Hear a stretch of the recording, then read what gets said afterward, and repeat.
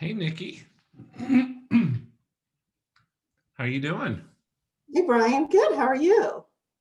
Good. I was excited to hear about your capital project and how far along things really are, which always helps when you can get government funds to help, but still. Yes. Yeah. And it's not all government. I mean, it's Yeah, related to government, right? But yeah, yeah. No, it's great. And I yeah, know we're talking through ways to figure out ways to make sure to support you and what's thank going you. on. Thank you. I appreciate it. And actually, I just spoke with the Silk Foundation and Oh, I said that you all were, helping us, giving us access and how much you help with the meal program and all of that. So if yeah. they may come to you and ask, Ask us to is she verify telling the that that's truth? true. Yeah. How are you doing and how are things going there? Uh, Things are going well. How about you? It's crazy. I know. I I am, can't imagine how it is that you started with during all this, or I don't know any different. So this is just the way it That's is. true. That's true. Like your little baby won't know that you don't work at home all the time, right? Hopefully at some point she will. She'll be Right. like, what? She actually walked out today. She told me her plans for the day. She said, Daddy, I'm going to Lolo's house and then we're going to the zoo and then I will come home to see you. And I Oh, said, oh, that's okay. good. Yeah. Hey, Stacy. Hey, Anne Marie. Good morning. Good morning, Holly. Is everybody holding up all right, given the news or lack of news that's been going on? Yeah, not great. I told my wife at the beginning on Tuesday night. It's the first time I haven't watched like the returns. I said we're not going to know anything till Friday. I'm not going to sit here and frustrate myself for I the know. next 4 days. So yeah, Yeah. I didn't turn on anything. I just heard the bad, the good, the bad, and the ugly. yeah. Mostly bad and ugly.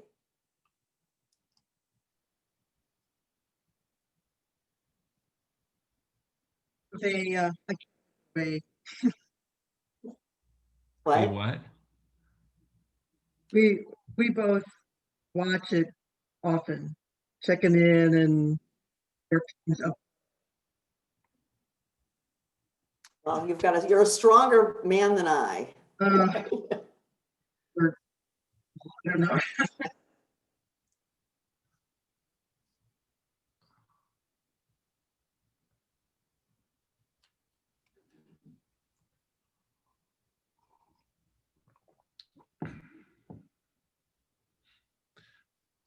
Well,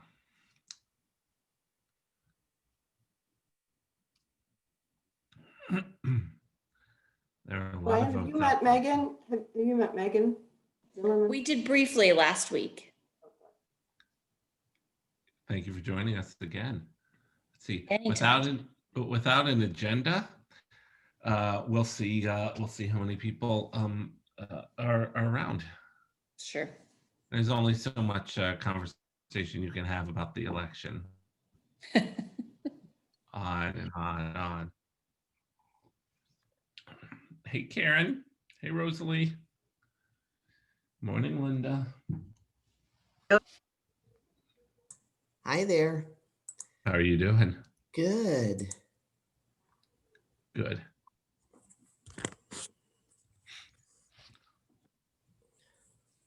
Morning, everyone. Morning, Linda.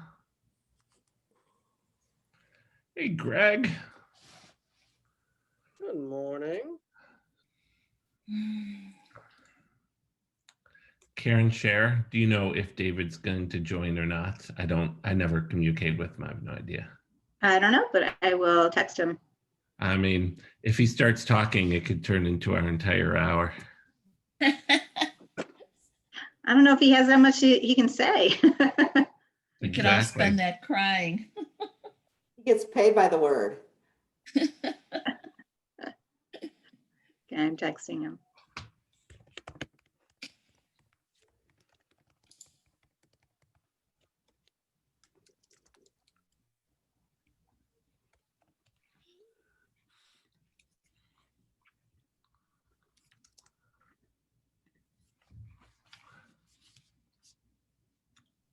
He's getting on now. All right. Be I mean, nice. me.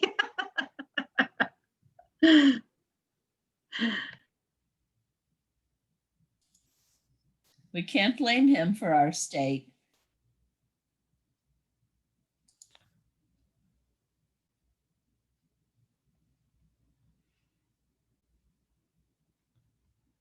I'm sitting in Minnesota, so I'm surrounded by blue.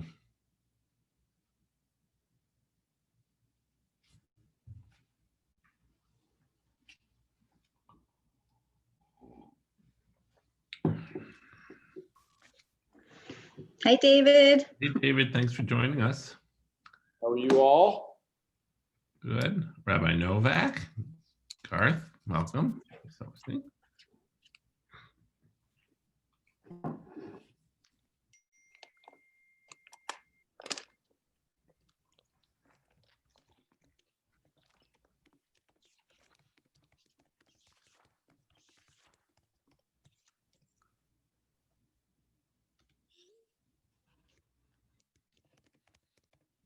All right, well, it is 10:02. Thanks, everybody, for joining us. Looks like we've got more people popping in. Nothing specific from me. I think me to the call, probably people have questions for David, but I'll turn it over to Brian first. Yeah, well, thanks. We don't have a specific agenda, anything specific for today. This is one of those open ones. I also think that it didn't matter if we had an agenda for today. There was going to be at least one topic on a lot of people's minds. And so I guess, David, I know the governor called a special session and there's some stuff that you can actually talk about and speak definitively about. And we may as well jump right into that and let people ask questions and everything else. Yeah, I'm happy to. So the governor does have a special session that starts today. There's actually been a few things that have happened that opens up a little more information for us where we were kind of sitting and speculating a week ago or even a few days ago. The first significant thing that happened in the election cycle is we got our results in Missouri, and unlike the national stage, we know all the results. So just kind of the baseline, Republicans continued their basic numbers in the House, the Senate, and statewide. So no surprises in terms of any kind of real big flips. The only surprise, I think, was the saturation in St. Louis County and the large vote turnout without any real changeover from Republican to Democrat. I think folks are, including Republicans, are really kind of surprised by that. And obviously you can look at the vote tallies in the 2nd Congressional District and see what looked like, as well as one of the state Senate districts that we thought was very, very likely to flip. So that's kind of where we are. Once the legislature was chosen by the election, yesterday the House convened in Jefferson City. They elected their majority floor leader. So that's kind of a big deal for Republicans. And the race was really an important race from kind of an ideological standpoint because it pitted kind of a young, very conservative, more to the right Republican versus a more moderate kind of centrist Republican. And the centrist Republican actually won that race, which really starts moving the leadership within the House a little more toward the center, even though they don't have to because they have an overwhelming majority. So Dean Plocher, who's a member from St. Louis County, Frontenac, was elected to the majority leader spot. And the thing that I'll say about this, I think both Dean and Curtis Trent are two good people. Dean is very moderate, very well liked, not overbearing. And so it'll be interesting because he will help push the flavor of the leadership on the Republican side of the House a little more toward the middle to be much more similar to what the Senate looks like. And that stops the drift to the right. And so for things like funding of Medicaid expansion and other issues, tax issues, that really will play a significant role, I think, over the next couple of years. And it kind of puts a halt on some of the more extreme conversations and policies. In the Senate, we had, there was a flurry at the end where we thought that it was highly likely that our Republican majority floor leader, Caleb Rowden, was going to lose to the Democratic challenger, Judy Baker, in Columbia, where I live, actually. that would have thrown the entire leadership balance in the Senate into this kind of unknown territory where it could have actually moved the Senate to the right, where we weren't really worried about that. But as it turned out, Rowden hung on to his position, and which means that that leadership is set inside the Senate. So those two things are actually quite positive, I think, in general for moving policy forward, because we're going to get a more centrist approach to policy versus a further right approach to policy. And that could have an impact on things like wayfair tax policy as we move forward, Medicaid expansion and how that happens in the state. So there's a lot of things that hang in the balance as we go through that. The legislature is currently meeting and they are in a special session, and the primary purpose of that special session is to allocate some dollars for COVID relief. Most of that money is, it's not a huge amount, it's about $100 million. And some of the money will go into schools and some of the money will go into testing and things of that nature. But really what the governor's office is getting ready for is the idea that they may have to give back over $1 billion of unexpected funds at the end of the year. Nobody that I talk to thinks that's going to be an inevitability. Everybody I talk to, regardless of whether President Trump continues to be the president or Joe Biden takes over the presidency, believes that the federal government is going to go back to states, especially states that have been pretty conservative about the way they've spent money, and tell them, oh, on December 31st, you have to give all that money back. What we also know is that the governor's office is giving counties the option of returning the dollars that they received from state appropriation over the summer. So right now, as we know, the state is sitting on a little over $1 billion in COVID relief money that has not been expended. We also heard yesterday Senator McConnell say that he wants to get right back to a relief package, which was really surprising to a lot of folks. We thought that lame duck would be extremely difficult to get a relief package done in, but Senate leadership is now saying, hey, we're going to do this. And because the margins are clearly less than what I think Democrats had hoped for, that is probably going to portend well for a deal to get made, whether there is a Trump presidency or it's a Biden presidency. The concern people have is if Trump is not reelected to office and he kind of checks out, that will still require a signature on any kind of relief package. So there is some concern about if the Senate and the House get together and they get something done, which seems more and more likely over the next month, that will fall apart at the president's desk. So that's something that I think is just pure speculation. We have zero way to know that is or is not going to happen, but it's just something that people are already talking about and concerned with. So can I ask a quick question, David, before you get off that? Pardon me if it's a naive question. How does the state get away with not allocating $1 billion? Well, so right now, the way the $1 billion is sitting, Karen, it is specifically for, it's very narrowly interpreted for COVID relief. And that is universal across the country. There is no misinterpretation on that money. And so keep in mind, the state has gotten about $3 billion. So it's expended roughly $2 billion. What, you might disagree with the expenditures and things like that. It's allocated another $500 million out to counties, which has been sent. So the first issue is the state's already spent 2/3 plus of the money that is received, and all the direct allocations for schools, DESE, higher ed, all these other things, they have been expended as well. So, the first thing is this is a portion of the total pot. The state has spending authority. I mean, the real answer to your question is the legislature has the authority of appropriations, and they can allocate the money any way they see fit as long as it comports with the federal requirements. And I think that the goal for at least the governor's office was to hold as much of that money back as they could, assuming that money would be made available for revenue relief. Because remember, the other part of this this kind of ship here is, we're $400 million down on revenue. If there's no money to replace that revenue, the cuts are going to happen, and they're going to be extremely deep to all the other programs. So, like, in some ways, we're playing a shell game here. And so I think that may be a little overcomplicated, like that may be a little more complicated than it needs to be as an answer. But that's kind of where they are. Okay, thank you. Sure.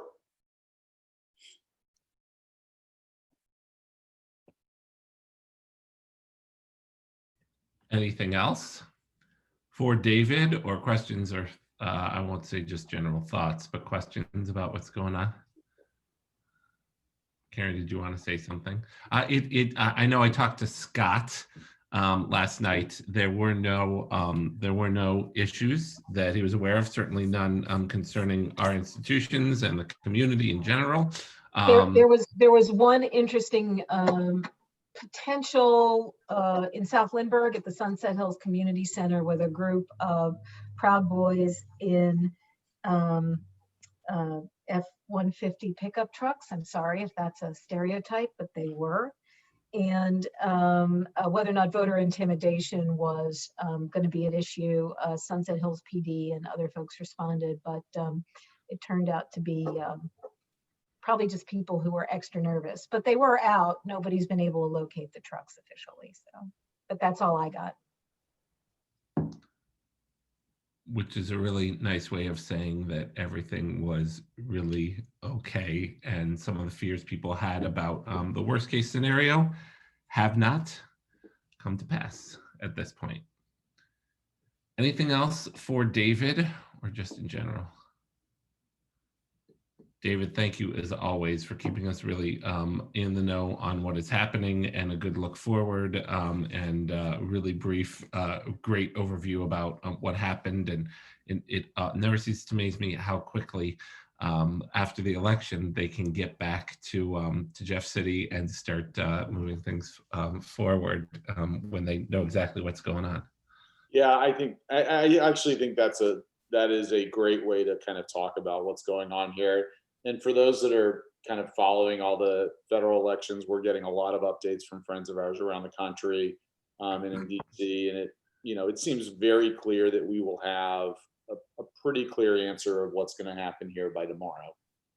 Once those Philadelphia votes come in and we see what really happens in Arizona. So for those that are kind of biting their nails and thinking we're going to be 30 or 45 days in this process, I suspect that by Friday night, as we kind of turn off the TVs for Shabbat, that we'll have an answer. So,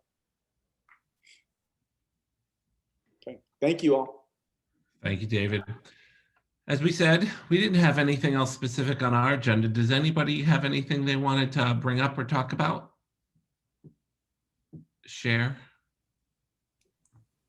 Can I just say real quick, the shout out for November 12th, for those of you who saw or may not have seen the light, Rabbi Noah Arno and Pastor Carlos Smith are participating in ADL's Never Is Now Summit on Anti-Semitism and Hate on a panel on the challenges of Black-Jewish relations.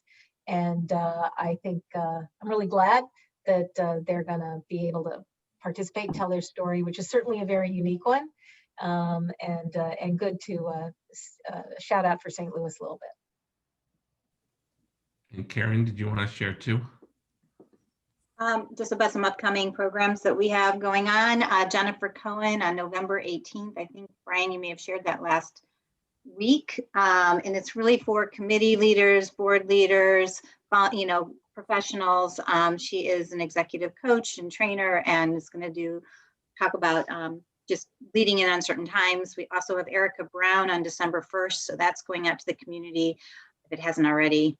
And again, Jewish wisdom during uncertain times. So we're putting a lot out into the community, and very exciting that on November 24th, Federation's working with American Jewish Committee and bringing in virtually Dennis Ross and Jason Isaacson from the AJC. Paul, I'm seeing you shake your head because Paul's the president of AJC, but we're very excited to do a 1 hour kind of post-election analysis with Dennis Ross and with Jason Isaacson moderating, asking the questions. It will be a webinar, so not an interactive thing, but people can submit questions in advance or during that time. So stay tuned, you'll see more information.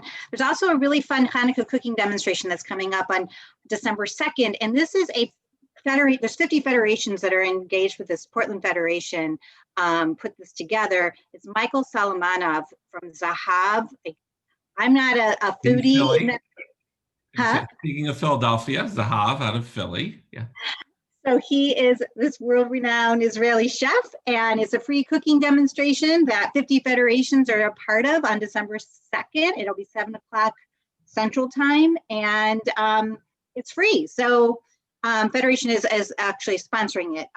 Every federation is sponsoring it, and we're really excited about that program. So get in the Hanukkah spirit. Anybody else have anything they want to share or talk about? Any ideas for future topics? Anything, any experts we need to bring in? So I continue to talk with Chancellor at WashU, his office, about having them do a presentation. They're trying to nail down a date, find the right people to talk with us a little bit about some of the medical and research related things that they're working on. In the community. Great. All right. Well, happy early Shabbat to all of you. Have a great weekend. Hopefully things stay peaceful and quiet. And look forward to seeing you all next week.